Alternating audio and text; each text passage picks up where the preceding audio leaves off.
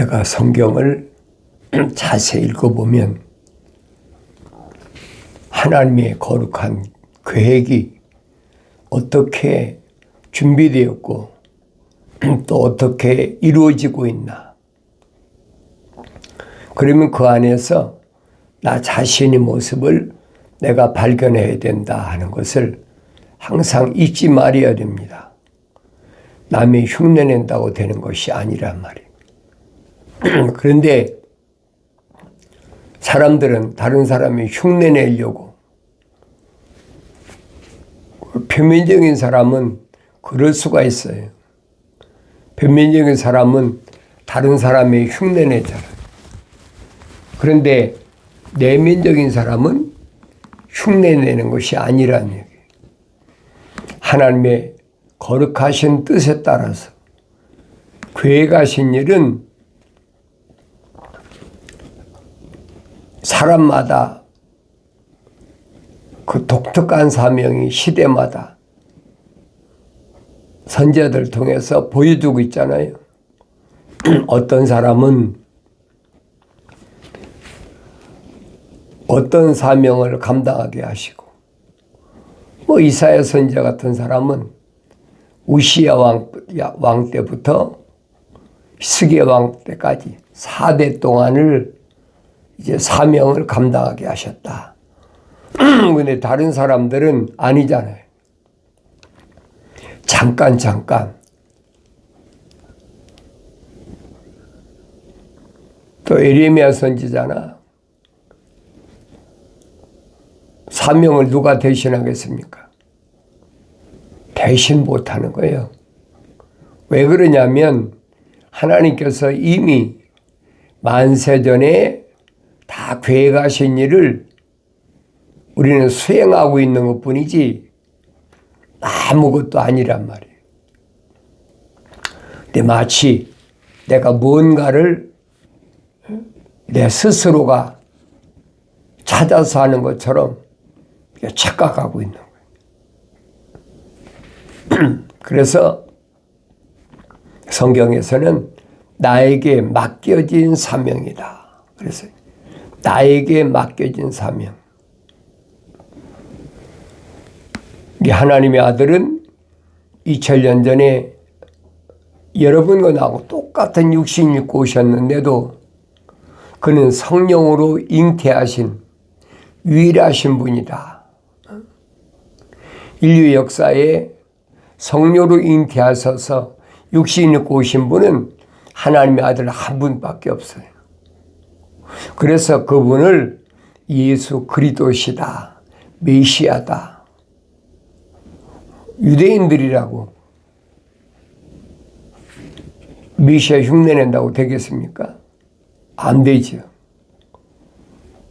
그 사도 요한은 그렇게 표현하잖아요.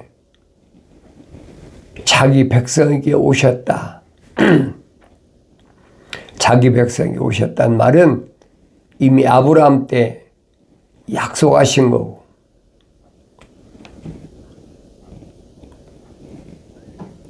또 다윗을 통해서도 충분히 약속하셨잖아요. 또 거슬러 올라가면 모세를 통해서도 약속하셨잖아요. 그러니까 내가 이런 말씀을 올바로 알면 남이 뭐 이런다고 따라하고 저런다고 따라하고 그것이 아니에요. 나에게 주어진 고유한 사명은 무엇일까?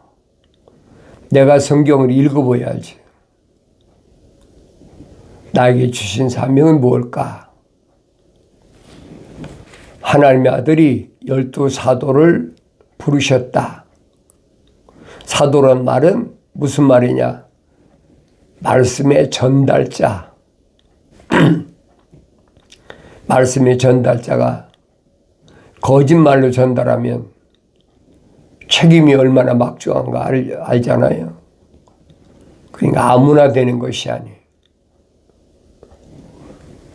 그래서 사도 바울은 하나님의 아들이 어린 양들을 위해서 5가지 은사를 준비하셨다.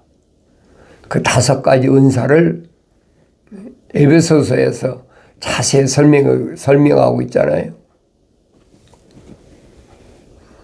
사도, 선지자, 복음 증거자, 목사, 교사. 이건 계급이 아니에요, 여러분. 은사예요. 각자에게 주신 은사. 다르게 표현하면 주님이 말씀하신 달란트. 5달란트 받은 사람은 5달란트 받은 대로 남기면 되고, 2달란트 받은 사람은 2달란트 남기면 되고, 1달란트 받은 사람은 1달란트 남기면 돼요. 그러면 하늘나라 갔을 때 상급은 똑같다고 주님 말씀하시잖아요. 이른 아침에 부름받은 일꾼이나 정오에 부름받은 일꾼이나 저녁 해질 무렵에 부름받은 일꾼이나 똑같다는 거예요. 1달란트씩은 똑같아. 최선을 다하면 되는 거예요. 주어지는 환경에서 내가 최선을 다하면 되는 거예요. 남의 흉내내려고 해서는 안 돼요. 하나님의 아들이 선택한 12사도 가운데 우리는 일반적으로 베드로를 수장이라 그렇게 표현하고 있잖아요. 사도 가운데 나이가 제일 많으니까. 그러니까 주님이 항상 베드로, 요한, 야고보 이 3사람을 12사도 가운데 뭐라고 그래요? 앞장 세웠다고 할까요? 그러니까 변화산상에 가서도 이 3사람만 데리고 갔잖아요. 사역도 마찬가지.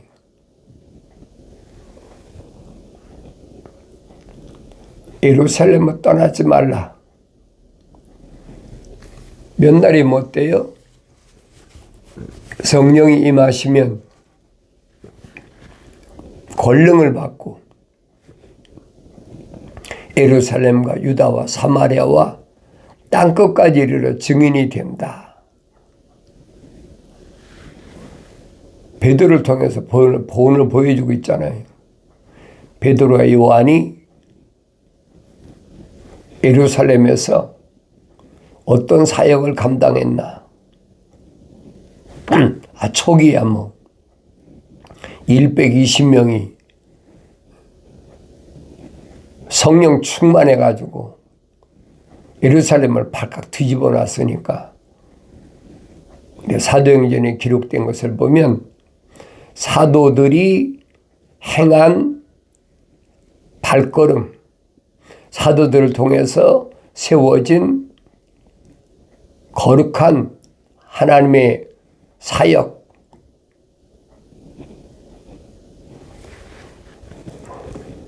그래서 사도 요한과 베드로가 예루살렘 성전 미문에 앉은 안진뱅이를 일으켰다. 당신은 이단의 개수라는 예수밖에는 아무도 감히 상상할 수 없는 그런 일을, 기적을 행하니까 예루살렘부터 발칵 뒤집혔잖아요. 근데 주님 명령은 그거예요. 예루살렘과 유다와 사마리아.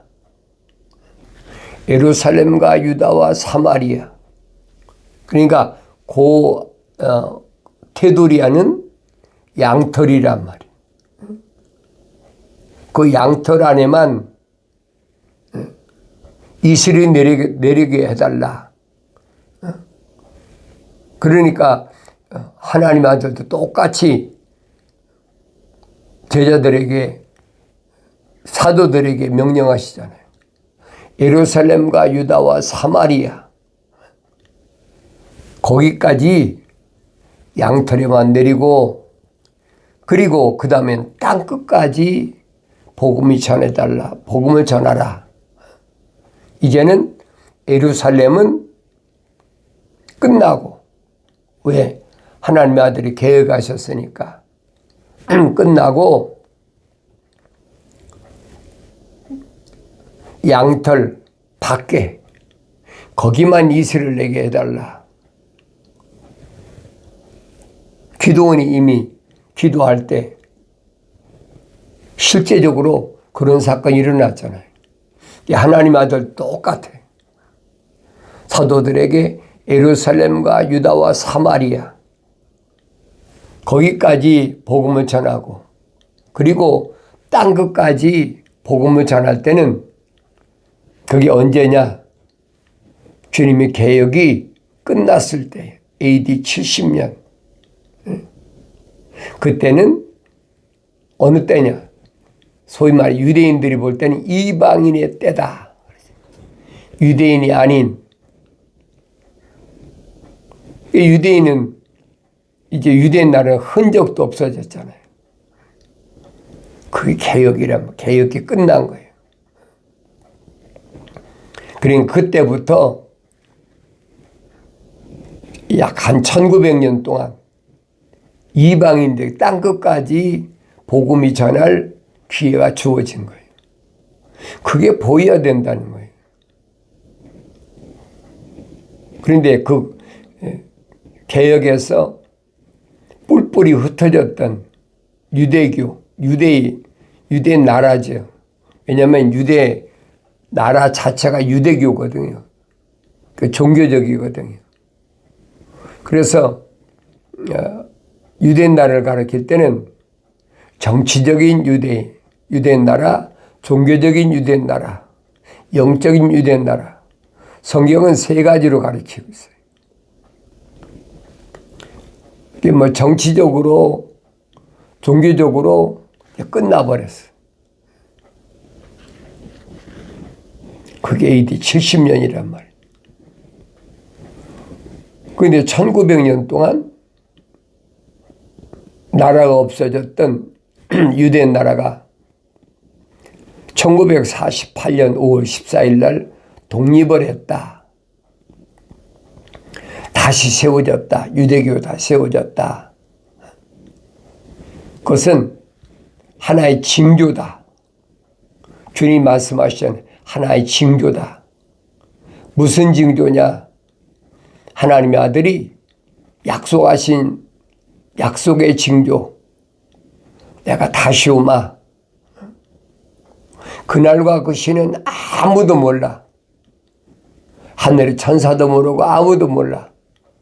내 아버지만 아시느니라. 그러나 징조를 보면 알라는 거예요. 그게 징조라고요. 그래서 유대교가, 유대 나라는 하나님의 쉽게 말하면 시계나 마찬가지. 그런데 유대 나라가 독립을 했다. 1900년 동안 나라가 없던 유대 나라가 독립을 했다. 일반적으로 뭐 역사적인 사실이니까 부인할 수 없잖아요. 사람들은 그거 아주 지독한 민족이다, 뭐하다, 뭐 별의별 소리를 다 하죠. 대한민국 같으면 일본이 식민지가 된 지 36년 만에 나라를 주권을 되찾았다. 그것도 뭐 독립했다, 뭐 독립운동을 했다. 얼마나 떠듭니까? 그런데 유대 나라에 비교해 보세요. 1900년 만에 독립을 했다. 그런데 사람들이 그러니까 경악할 수밖에 더 있어요. 그런데 성경만은 왜 그런가를 밝혀주고 있단 말이에요. 이 지구라는 곳에서 인류의 역사가 뭐에 움직이느냐? 하나님의 계획에 의해서 진행되고, 시작됐으니까 진행되고 마감이 되는데, 거기에 하나의 증표로 뭐 시계라고 해도 상관없겠죠. 증표로 세우는 것이 그 유대 나라란 말이에요. 그건 누구도 부인할 수가 없잖아요. 그러니까 하나님의 아들이 유대인으로 오신 것을 기점으로 해서 우리는 기원 전, 기원 후로 사용하고 있잖아요. 근데 그렇게 사용하고 있으면서도 그게 무슨 말인가를 모른단 말이에요. 다시 유대교가 회복됐다. 유대 나라가 독립했다. 똑같은 얘기예요. 그러면 그 다음엔 뭐냐? 영적 이스라엘. 하나님의 아들이 포도나무이잖아요. 포도나무. 영적 이스라엘이 회복되는 시간이 가까웠다는 거예요. 영적 이스라엘이 회복되는 것이 뭡니까? 그게 천년 왕국이잖아요. 하나님의 아들이 이제 내가 다시 오마, 다시 와서 천년 왕국을 세운다. 하나님 아버지 계획이니까 그걸 누가 부인하겠습니까? 아무도 막지도 못하고 그 계획을 바꿀 수도 없어요. 창조주 하나님이 하신 일을 누가 바꾸겠습니까? 교묘하게 소위 말해 물타기라고 변개시키려고 하는 것이 그게 루시퍼의 세력이에요. 뭘 통해서? 표면적인 사람을 교묘하게 이용하는 거예요. 그래 속지 말란 말이에요. 하나님의 나라는 내면적인 영적인 그 사람을 통해서 하나님이 계획하신 것이지 표면적인 걸 통해서 계획하신 게 아니에요. 그래서 하나님은 외모를 보시지 않으신다. 이미 선지자를 통해서 선포하셨잖아요. 외모는 한낱 흙인데 흙을 하나님 왜 보시겠습니까? 흙으로 지어진 그 집 안에 있는 사도 바울이 설명하잖아요. 육신의 장막집 안에 있는 하나님의 생명의 호흡이 들어간 자를 하나님이 주목하고 계신단 말이에요. 그러니까 사도 베드로가 이 말씀대로 그렇게 예루살렘에서 열심히 사역을 하고 나서 이제는 예루살렘 밖에 유다와 사마리아까지 그리고 마지막에는 베드로가 그 보낸 편지에서 나타나잖아요. 예수 그리스도 사도 베드로는 본토, 갈라디아, 갑바도기아, 아시아와 비두니아에 흩어져 있는 타국인들 그랬어요. 그 유대인이 아니잖아요. 그러니까 우리 주님 명령하신 그 명령을 그대로 지금 사역을 감당하고 있는 거예요. 곧 하나님 아버지의 미리 아심을 따라 성령의 거룩하게 하심을 통하여 순종함과 예수 그리스도의 핏뿌림으로 택함 받은 자들에게 편지하노니 은혜와 평강이 너희에게 충만할지어다. 여기 보면 유대인이 아닙니다. 본토, 갈라디아, 카파도기아, 아시아와 비두니아에 흩어져 있는 타국인들이다. 그러니까 요한계시록에 첫째 천둥소리하고 똑같은 얘기예요. 따로 떨어진 게 아니에요.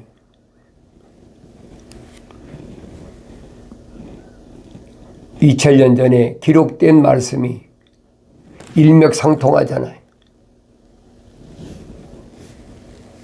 첫째 천둥소리에서 언어와 민족과 족속과 백성 중에서 예수 십자가 보혈로 제사함 받을 수 있는 사람, 제사함 받은 사람, 그 사람을 왕과 제사장으로 삼으신다. 미래에 약속된 말씀이잖아요. 그래서 그 사람을 누구라고 그랬느냐? 사도 베드로는 하나님의 아버지의 미리 아심을 따라 성령의 거룩하게 하심을 통하여, 그랬죠? 이방인들도 성령 받아서 하나님의 거룩하신 뜻을 완성시킨다는 거예요. 그들은 다 미리 아심받은 자다. 유대인만 미리 아심받은 자가 아니에요. 유대인 밖에 있는 그들에게도 미리 아심받은 자다. 미리 아심받았다는 말은 세상에 나오기 전에, 세상에 태어나기도 전에 이미 하나님이 계획하신 그 계획 속에 들어가 있다는 거예요. 그럼 나 자신을 보아야 될 거 아니에요. 나는 미리 아심받은 자인가 아닌가. 하나님의 아들도 오셔서 미리 아심받은 자들을 선택하셨다. 그게 사도들이잖아요. 자기들이 내가 사도 되겠습니다. 내가 제자 되겠습니다. 그런다고 하나님이 아들 선택하셨습니까? 아니잖아요. 너희가 나를 선택한 것이 아니라 내가 너희를 선택했다. 선택의 주인공은 하나님의 아들이 선택하시는 거예요. 그래서 그들은 미리 아심받은 자다. 미리 아심받은 자들은 그들의 이름은 생명책에 다 이름이 기록됐다는 거예요. 그러니까 사도들의 정체성, 제자들의 정체성을 밝히시잖아요. 세상에서 표면적인 귀신이 나가고 병이 고쳐지고 그런 것 때문에 기뻐할 것이 아니라는 거예요. 네가 정말로 기뻐할 것은 네 이름이 생명책에 기록된 것을 기뻐하라는 거예요. 하나님 말씀에 빠진 것이 없잖아요. 그럼 나는 뭘 기뻐하고 사나? 기뻐해야 될 건 뭔가? 나 자신이 문제잖아요. 병 고치고 귀신 나가고 이런 것들은 나 아닌 다른 사람의 표면적인 그런 사건을 설명하지만은 생명책에 내 이름이 기록된 것은 내 육신의 장막집 안에 있는 나에 대한 문제란 말이에요. 그 나만이 가질 수 있는 고유한 권한 아무도 침해할 수가 없어요. 날 낳아준 부모나 형제 자매나 내가 낳은 자녀나 어떤 세상의 피조물, 나하고 같이 동거하고 있는 아내나 남편이나 누구도 관여할 수 없는 나만이 가진 고유한 권한이, 그에 대해 영생의 권한이잖아요. 하나님의 거룩하신 생명의 호흡이 들어왔기 때문에 아무도 침범할 수 없는 거예요. 사탄 마귀도 침범하지 못하잖아요. 사탄 마귀에게 욥을 네 마음대로 해봐라. 표면적인 것은 네 마음대로 해. 그가 재산을 가졌든 자녀를 가졌든 육신적인 표면적인 것은 마음대로 하지만 생명은 건들지 마라. 못 건들잖아요. 욥을 표면적인 것은 이기고 베일짓을 다 하고, 그러니까 악창이 나가지고 욥이 얼마나 고생을 합니까? 거기까지야. 생명은 못 건드는 거예요. 그러니까 그런 모습을 내가 올바로 본다면 하나님께서 나에게 뭘 요구하시나? 나를 바라봐라. 나를 좀 보라는 거예요. 욥이 고백하잖아요. 내가 전에는 하나님 말씀을 귀로만 들었사옵는데, 귀로만 들었다는 얘기예요. 귀로만 들었으니까 믿음의 사람이죠. 사도 바울이 설명하지 않습니까? 하나님의 거룩하신 사랑의 생명호흡이 들어온 사람이 시작이 믿음으로 시작되는데, 믿음은 어디서 시작되느냐? 들음에서 시작됩니다. 근데 뭘 듣느냐? 하나님의 말씀을 들어야 된다. 그리스도의 말씀을 듣는 게 아닙니다. 하나님의 말씀이 원조야. 그리스도의 말씀은 그건 가짜예요. 그리스도는 전달하는 것밖에 없어요. 그러니까 사도 바울이 설명하잖아요. 예수 그리스도는 하나님의 사도다. 천국의 대사다. 내가 하나님 말씀 읽지 않고 어떻게 합니까? 이 전달자로서의 사명. 그걸 내가 깨달아야죠. 사도다. 그 전달해 주는 거예요. 이게 하나님의 아들 고백하시잖아요. 요한복음 17장에서 내가 아버지의 사람들에게 아버지의 말씀을 전달해 주었습니다. 사도로서의 사명을 온전히 감당했다는 거예요. 전달해 주었더니 그들이 믿었습니다. 왜? 그들의 이름이 생명책에 기록됐기 때문에 믿은 거예요. 표면적으로 뭐 믿는다고 그런다고 해서 믿는 게 아니고 내면적인 사람이 믿었다는 거예요. 그러니까 믿음의 사람이다. 그걸 하나님께서는 내 종 욥을 보았느냐? 내가 전에는 귀로만 하나님 말씀을 들었는데 이제는 주를 바라봅니다. 사도 바울이 설명하잖아요. 믿음, 소망 세 가지가 있는데 그 중에 제일은 완성된 것은 사랑이다. 그러니까 하나님 종인 욥이 그런 환난을 통해서 이제 하늘의 소망을 보고 하늘을 바라보게 됐다는 거예요. 그러니까 사랑으로 완성되고 나니까 회복되잖아요.